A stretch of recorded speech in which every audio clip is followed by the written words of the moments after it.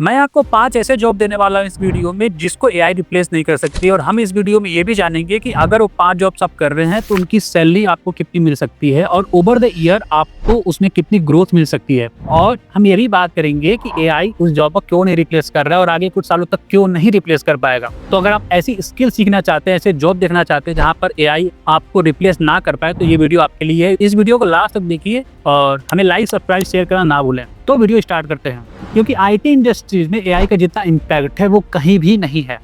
कभी कभी तो मुझे लगता है कि एआई को आईटी वाले कुछ ज़्यादा ही प्रॉब्लम है, क्योंकि लास्ट ईयर ही एआई ने आईटी इंडस्ट्रीज में 2,60,000 जॉब को पूरी तरीके से खत्म कर दिया। तो यहाँ पर मैं आपको एक लाइन बताऊंगा जो आई थिंक आपको सुनना चाहिए, जहाँ वो मैंने एक्चुअली कहीं पढ़ा था। तो वो लाइन ये था, I want AI to do my laundry and dishes so I can focus on art and writing, not the other way around where AI does my art and writing and I end up doing laundry and dishes. ये line आपको शायद joke में लग रहा होगा, but ये आप अगर ध्यान से समझो इसको तो ये बहुत ही डीप मीनिंग है इस लाइन का। तो बिना टाइम वेस्ट किए हम लोग अपनी स्टार्ट करते हैं टॉप 5 जॉब्स में, जिससे आगे कुछ सालों तक एआई रिप्लेस नहीं कर पाएगा।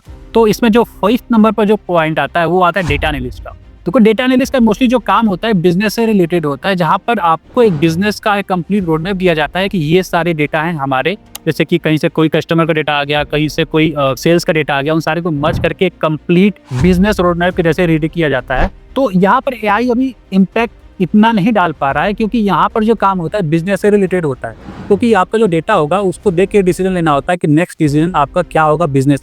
तो अभी जो है एआई बस ऐसे ही टास्क को ऑटोमेट कर पाता है जो रिपीट होते हैं बार बार, लेकिन जो बिजनेस वाली चीज़ है वहाँ पर ऐसा नहीं होता है। वहाँ पर हर बार एक नया डेटा आता है, नई साइकोलॉजी होती है, नई तरीके से माइंडसेट बनाया जाता है, नई तरीके से प्लानिंग की जाती है, क्योंकि हर डेटा पर आपको एक अलग प्लान की ज़रूरत होती है। तो यहाँ पर अभी एआई का इतना रोल नहीं है और डेटा एनालिस्ट में कभी कभी ऐसे डिसीजन भी लिए जाते हैं जो सेंसिटिव होते हैं, तो एआई इस तरीके के डिसीजन नहीं ले सकता अभी तक। तो अगर आप एक डेटा एनालिस्ट की जॉब करते हैं तो जो आपकी सैलरी होगी, एक्चुअली हम डॉलर बताएंगे, सैलरी आप कैलकुलेट करके जरूर बताइएगा कमेंट में कि आपको कितना दिख रहा है यहाँ पे। तो जो अगर आप डेटा एनालिस्ट की जॉब कर रहे हैं तो उसकी जो सैलरी स्टार्ट होगी वो आपकी 80,000 से 100,000 के अराउंड की होगी डॉलर में। तो आप एक बार कैलकुलेट कर लीजिएगा इसको। 4th नंबर पर आता है जो साइबर सिक्योरिटी। एक्चुअली जैसे जैसे टेक्नोलॉजी इवॉल्व हो रही है वहाँ पर जो हैकिंग है, थ्रेट्स हैं, इस टाइप की चीज़ें जो भी हैं वो भी इवॉल्व हो रही हैं। तो अगर आपको इन सारी चीज़ों से आगे बढ़ना है तो आपको एक पर्सन रखना पड़ेगा ही पड़ेगा जो आपको इन सारी चीज़ों से थोड़ा आगे रखे। साइबर सिक्योरिटी तो अभी नो डाउट अभी काफ़ी दिनों तक रहेगा। जैसे टेक्नोलॉजी इवॉल्व होगी, लोग नए नए चीज़ें ट्राई करेंगे, आपकी वेबसाइट्स को हैक करने का, उसको फिशिंग करने का, ये सारी चीज़ें करेंगे, तो इसकी जॉब कभी तो नहीं जाने वाली है। और अगर इसकी सैलरी की बात करें तो भी 80,000 से 100,000 अराउंड के ही करीब इसकी सैलरी आपको मिल जाएगी। 3rd नंबर जो आता है रोबोटिक्स इंजीनियर। एक्चुअली रोबोटिक्स जो पार्ट है वो फिजिकल चीज़ों में ज़्यादा आता है, इन द सेंस कि वो सॉफ्टवेयर वाली चीज़ों में ज़्यादा नहीं होते हैं जितना उनका काम रोबोटिक्स में फिजिकल वाली चीज़ों में होता है। और यहाँ पर एआई का भी रोल इतना ज़्यादा नहीं दिख रहा है, क्योंकि यहाँ पर जो है सेफ्टी एंड सिक्योरिटी की भी चीज़ें होती हैं। अगर आप कोई ऐसा रोबोट्स बना दिए जो अपने आप ही चलने लगे तो जस्ट इमेजिन क्या हो सकता है। नो डाउट लोग चीज़ें बना रहे हैं, एआई का रोल जो इतना ही है, बट उसको ट्रेन करने के लिए किया जा रहा है। एआई का रोल उनके जो फिजिकल पार्ट होते हैं, कैसे बनते हैं, उनको कैसे मूवमेंट करनी है, वो सारी चीज़ों को वहाँ पर अभी यूज़ नहीं किया जा रहा है। तो इनकी जो सैलरी की बात करें 100,000 से 120,000 के अराउंड ही इनकी सैलरी आप ले सकते हैं। लेकिन ध्यान रहे जो भी मैं सैलरी आपको बता रहा हूँ ये सारे ही एक्सपीरियंस पर हैं, आपको कितना एक्सपीरियंस है उसके अकॉर्डिंग ही है। 2nd नंबर पर आता है एआई मशीन लर्निंग। अब एआई को ही अगर बनाना है तो एआई खुद को तो बना नहीं सकता है, तो उसके लिए आपको पर्सन चाहिए होगा जो एआई को बनाए। तो यहाँ पर ऐसा मुझे डिस्क्रिप्शन देने की ज़रूरत नहीं है, डिटेल देने की ज़रूरत नहीं है कि एआई इन सारी चीज़ों को, इस वाले जॉब को क्यों नहीं रिप्लेस कर पाएगा। तो प्राइसेस की बात करें तो यहाँ भी इसकी प्राइसेस 120,000 से 150,000 का अराउंड इसकी सैलरी आपको मिल सकती है।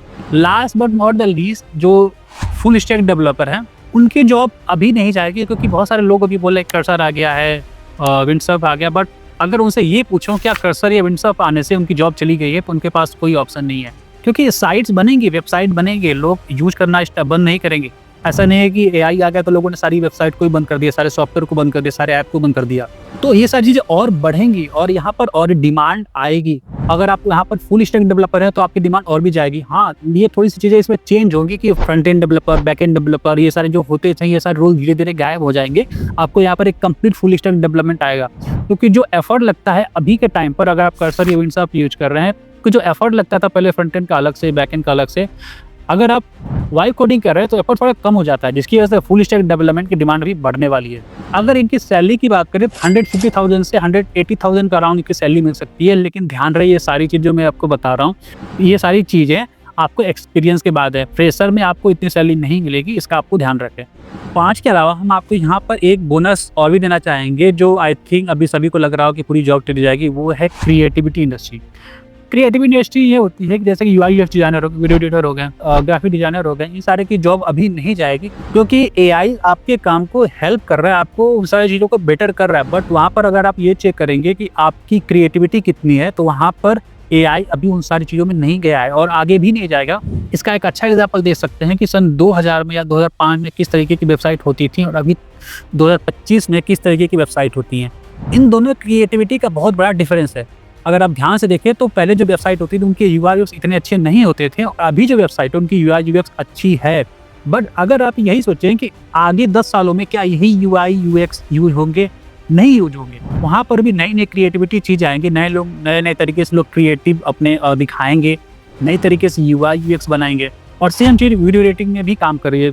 यूट्यूब पर पहले अगर आप थंबनेल अच्छे नहीं होते थे, मोस्टली एवरेज ही होते थे, तो वहाँ पर आपको प्रॉब्लम नहीं होती थी। बट अभी क्या आपको थंबनेल से लगाए वीडियो एडिटिंग तक सारी चीज़ें एकदम टॉप नॉच की होनी चाहिए, और धीरे धीरे इनकी डिमांड और बढ़ रही है और ये आगे भी बढ़ेगी। अगर इनकी सैलरी की बात करें तो 50 to 80,000 के अराउंड की सैलरी मिल सकती है आती है, लेकिन ये है कि अगर आप क्रिएटिविटी नहीं है, आप जिस लैंग्वेज में काम कर रहे हैं उस पर आपका कमांड नहीं है, तो इस लाइन में बहुत ही ज़्यादा टफ कॉम्पिटिशन होने वाला है। तो ये सारी चीज़ें आपके क्रिएटिविटी और आपके कम्युनिकेशन पर डिपेंड करती हैं। अगर आपको बात करने नहीं आ रहा है, आपको क्लाइंट से बात नहीं कर पा रहे हैं, क्लाइंट बोला इंग्लिश में, आप बात कर रहे हैं हिंदी में, तो यहाँ सारे कम्युनिकेशन गैप आते हैं और इसकी वजह से चीज़ें ये वर्कआउट नहीं करेंगी। तो ये थी कुछ ऐसी चीज़ें जिस पर आप काम कर सकते हैं और ये आपको बहुत हेल्प करेंगी। और अगर आपको लगता है कि अगर मैंने कोई पॉइंट मिस कर दिया तो आप हमें बता सकते हैं, हम इसको ट्राई करेंगे कि ज़्यादा से ज़्यादा बेटर कर पाएँ। तो अभी के लिए इतना ही, मिलते हैं फिर नेक्स्ट वीडियो में।